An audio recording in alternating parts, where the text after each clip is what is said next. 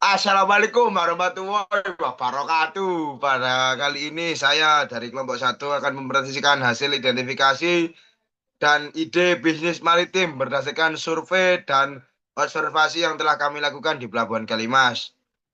Kami akan membahas beberapa temuan di lapangan dan masalah yang terjadi pada Pelabuhan Kalimas. Selanjutnya kami akan memperkenalkan anggota kelompok kami. Untuk saya sendiri yaitu Nasrullah Zordi Kamala Taula dari kelas MB4B dengan NRP 050. Perkenalkan saya Ahmad Zufar Lagifari, NRP 034. Halo, saya Ciko Pradipa, NRP 039. Dan perkenalkan, saya Chandra Ramadona, NRP 038. Untuk yang pertama adalah temuan di lapangan ada beberapa aspek utama, yaitu yang pertama adalah aspek operasional, yaitu aktivitas bongkar muat yang masih aktif. Yang kedua ada aspek fasilitas, yaitu peralatan bongkar muat yang terbatas dan tidak semuanya dalam kondisi optimal. Yang ketiga ada aspek lingkungan, yaitu air di sekitar pelabuhan cenderung keruh. Yang keempat ada aspek sosial dan ekonomi, yaitu pelabuhan menjadi sumber mata pencarian bagi banyak masyarakat sekitar seperti buruh, pedagang, ataupun sopir. Yang terakhir ada aspek keamanan dan keselamatan, yaitu pengawasan keamanan ada tapi belum maksimal di semua area di Pelabuhan Kalimas. Nah, untuk masalah yang terjadi di Pelabuhan Kalimas ini, salah satu masalah yang sering terjadi adalah kurangnya kendaraan pengangkut seperti pickup untuk memindahkan barang dari kapal ke gudang atau sebaliknya. Hal ini menyebabkan proses bongkar muat menjadi lambat, antrean panjang, dan biaya logistik bisa meningkat karena keterlambatan. Keterbatasan armada ini juga membuat distribusi barang menjadi tidak efisien, terutama saat volume muatan sedang tinggi, sehingga banyak pelaku usaha mengalami kerugian waktu dan peluang.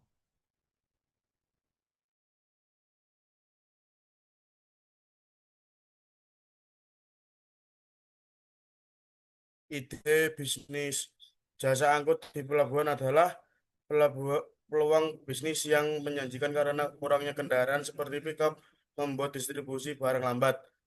Dengan menyediakan layanan angkut menggunakan gerobak, motor, atau pickup, kamu bisa membantu memindahkan barang lebih cepat dan mendapatkan penghasilan dari sistem bayar per trip.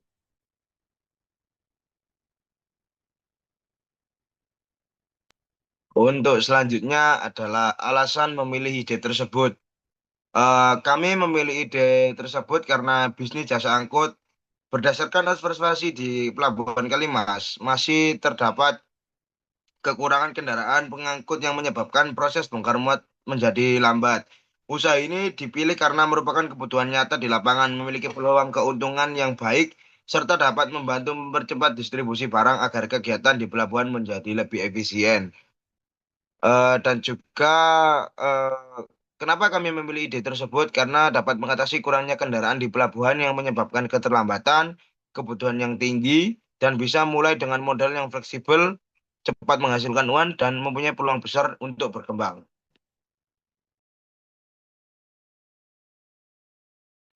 Baik, untuk selanjutnya, bisnis model kanvas yang kami buat dari ide yang sudah dijelaskan oleh rekan saya, yakni jasa angkut di Pelabuhan Kalimas. Yang pertama, customer segment. Di sini kami menargetkan ada 5 segmen. Yang pertama ada pemilik barang atau importir. Yang kedua pedagang. Yang ketiga sopir. Yang keempat buruh pelabuhan, seperti ABK yang ada di pelabuhan. Lalu yang terakhir ada pelaku usaha di Pelabuhan Kalimas. Jadi ini meliputi penjual makanan dan juga pelaku usaha lainnya. Lalu yang kedua ada value proposition, yakni mempercepat proses bongkar muat dan pemindahan barang dari kapal ke gudang atau sebaliknya dengan layanan angkut yang cepat, aman, dan terjangkau. Lalu yang ketiga, channel.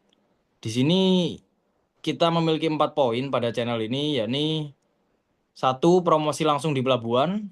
Lalu yang kedua, kerjasama dengan buruh atau sopir dan pelaku usaha yang lain. Yang ketiga, melalui WhatsApp. Dan yang terakhir, yakni dengan informasi dari mulut ke mulut. Lalu yang keempat, customer relationship.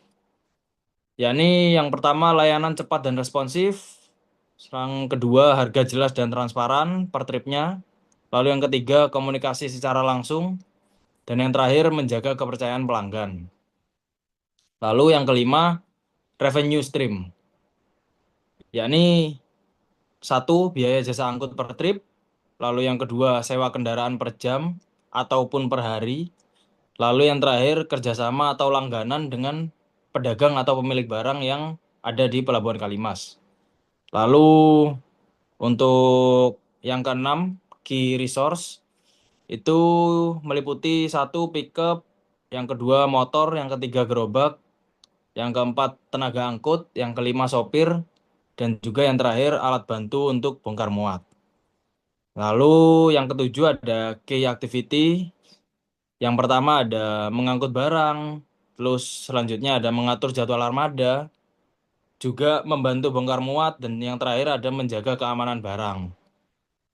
Lalu yang kedelapan key partner itu ada buruh pelabuhan, pemilik kapal, pedagang, pengelola gudang, dan juga sopir. Lalu yang terakhir ada cost structure.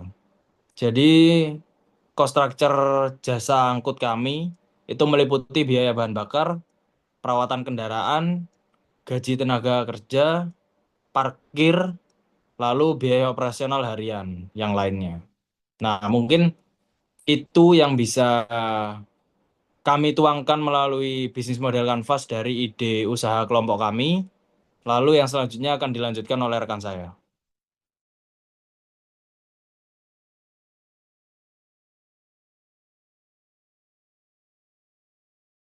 Selanjutnya kesimpulan. Kesimpulannya, perdagangan internasional dimungkinkan oleh penyediaan rute transportasi utama yang efisien, aman, dan berkapasitas tinggi oleh industri pelayaran dan maritim. Sektor ini mampu terus beradaptasi terhadap tantangan global berkat kemajuan teknologi, manajemen rantai pemasok terpadu, dan penerapan regulasi keselamatan dan berkelanjutan.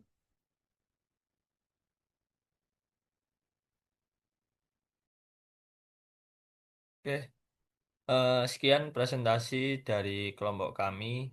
Apabila ada kesalahan maupun kurangnya kata, mohon maaf sebesar-besarnya. Assalamualaikum warahmatullahi wabarakatuh. Waalaikumsalam warahmatullahi wabarakatuh.